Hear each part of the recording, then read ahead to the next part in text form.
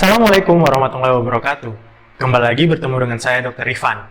Ini adalah video pertama dari seri 20 keluhan utama orang Indonesia disertai dengan pengobatan rumahannya.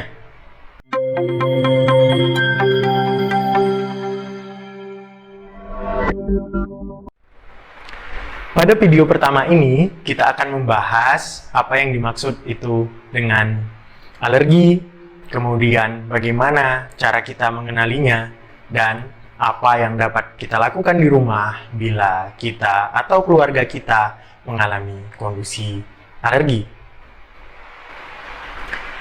Terdapat beberapa hal yang membingungkan bila kita menyebut istilah alergi. Ada yang menyatakan bahwa ketika seseorang mengalami batuk pilek dan bersin-bersin di pagi hari, maka dia disebut mengalami alergi. Begitu pula ketika seseorang mengalami gatal-gatal atau ruam kemerahan di tubuh, maka disebut pula sebagai alergi. Atau bahkan ketika seseorang mengalami diare atau mencret secara terus-menerus, juga disebut sebagai alergi. Sebenarnya apa sih yang dimaksud alergi itu?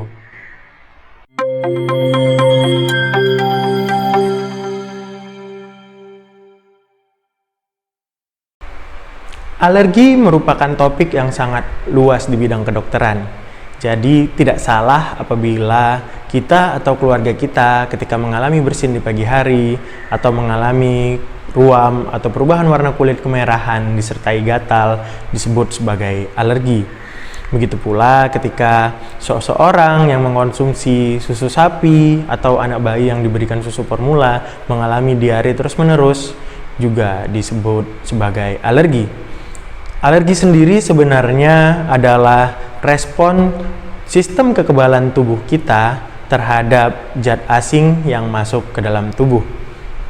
Sistem kekebalan tubuh kita adalah suatu mekanisme perlindungan yang melindungi diri kita terkait dengan zat, baik itu penyebab penyakit ataupun benda asing yang tidak berbahaya yang masuk ke dalam tubuh kita. Dalam kondisi alergi, zat atau benda asing yang masuk itu akan mencetuskan respon sistem kekebalan tubuh. Beberapa zat atau benda asing yang dapat mencetuskan respon sistem kekebalan tubuh pada alergi antara lain seperti debu, bulu binatang peliharaan, kapang atau spora yang ada pada tumbuhan, ataupun zat-zat lainnya yang terkandung di dalam makanan ataupun di dalam minuman. Seluruh zat yang menimbulkan efek alergi pada tubuh kita dikenal sebagai alergen. Alergen ini dikenali oleh sistem kekebalan tubuh sebagai antigen atau zat benda asing yang harus dilawan. Ketika antigen muncul, maka sistem kekebalan tubuh kita juga akan menjadi aktif dan membentuk antibodi. Interaksi antara antigen dan antibodi dalam tubuh kita inilah yang menimbulkan respon alergi utama, terutama oleh sistem kekebalan tubuh yang dikerjakan atau dilakukan oleh sel yang kita kenal sebagai sel mas. Sel mas adalah salah satu jenis dari sel pada sistem kekebalan tubuh kita yang berperan untuk memproduksi senyawa yang kita kenal sebagai senyawa alergi utama, yaitu histamin. Ketika kompleks antigen dan antibodi terbentuk, kemudian sel mas menjadi aktif dan mengeluarkan histamin, maka seseorang akan mengalami gejala alergi. Histamin ini dapat menimbulkan gejala-gejala alergi seperti yang kita sudah bahas sebelumnya, yaitu mata menjadi merah atau bengkak, hidung berair, dan gejala-gejala alergi lainnya, termasuk memunculkan perasaan gatal pada kulit. Lalu, pengobatan rumahan apa yang dapat kita lakukan apabila kita atau keluarga kita mengalami kondisi alergi?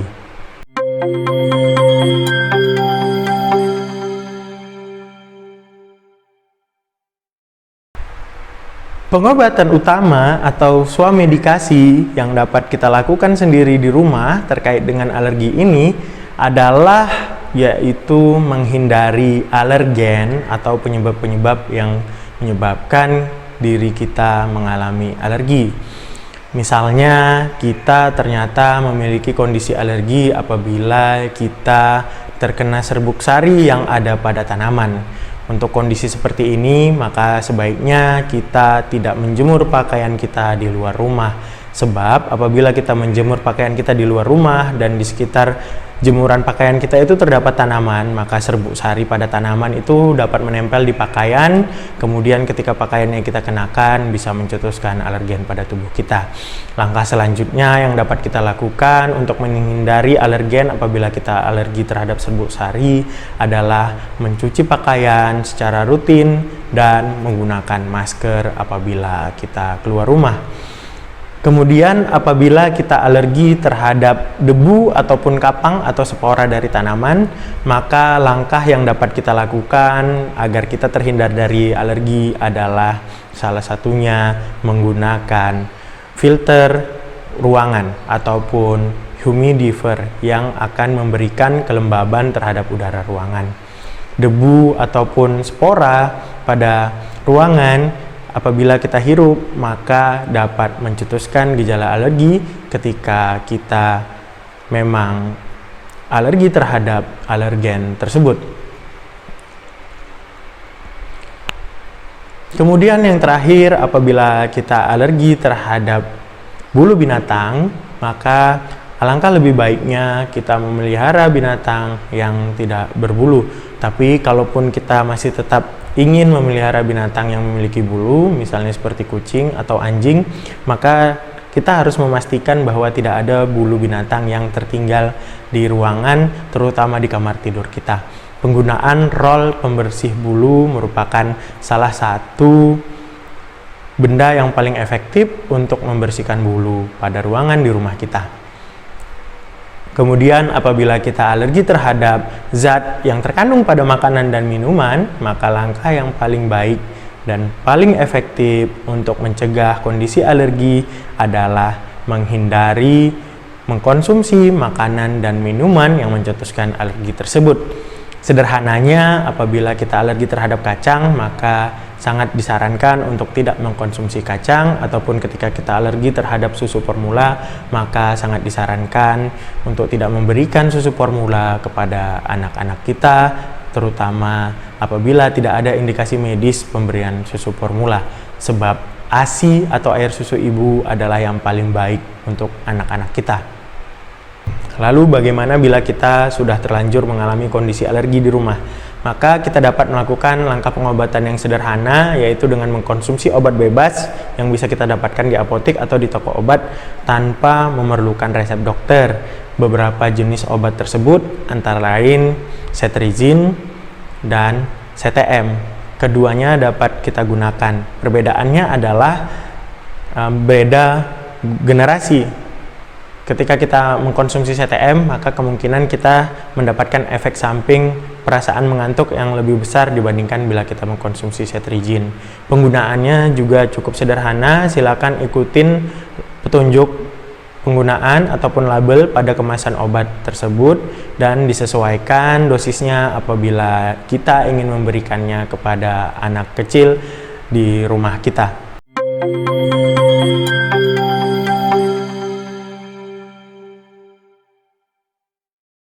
Bila kita sudah melakukan upaya pengobatan rumahan, namun gejala dari alergi masih menetap dan tidak berkurang, maka sebaiknya kita harus memeriksakan diri ke dokter. Dokter mungkin membutuhkan pemeriksaan lanjutan seperti pemeriksaan tes alergi pada kulit, biasanya uji tusuk atau uji tempel untuk memastikan sebenarnya zat-zat apa saja yang bisa menimbulkan reaksi alergi pada tubuh kita. Dokter juga dapat menyarankan pengobatan yang lebih baik, baik itu menggunakan obat resep ataupun pengobatan lainnya, misalnya dengan stimulasi dari sistem kekebalan tubuh.